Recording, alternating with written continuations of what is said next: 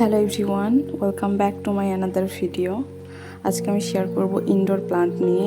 তো আমার বাসার মধ্যে কিছু ইনডোর প্লান্ট আমি পটিং করব, সেগুলো শেয়ার করব।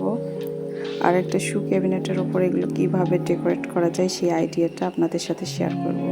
আই হোপ সবার ভালো লাগবে। এটা এরিকা প্লান্ট, এটা ইনডোর হিসাবে খুবই ভালো। আর এই গাছটা দেখতে অনেক সুন্দর লাগে যখন বড় হয় আর এর গোড়া থেকে চারা বের হয়।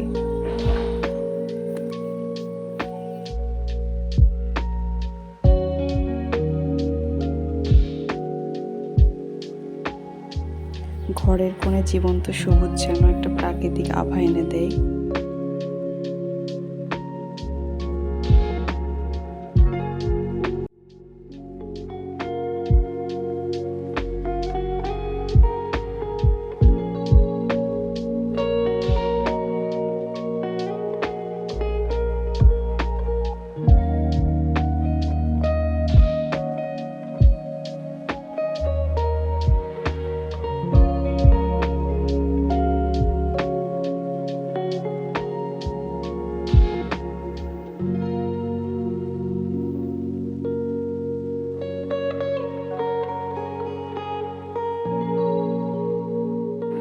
এটা হলো লাকি ব্যাম্বো।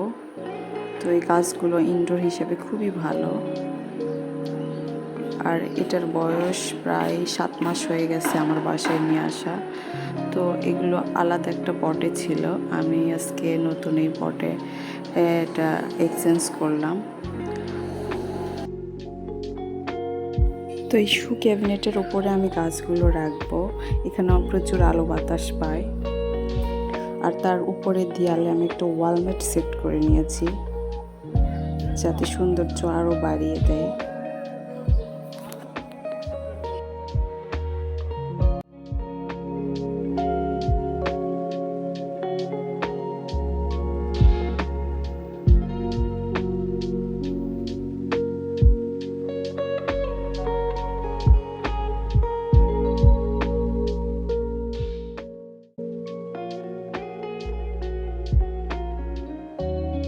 এটা কিন্তু আর্টিফিশিয়াল, বাট দেখতে অনেকটা জীবন্ত লাগে। তো আমি মাঝখানে ছোট্ট টবটা রেখে দিলাম।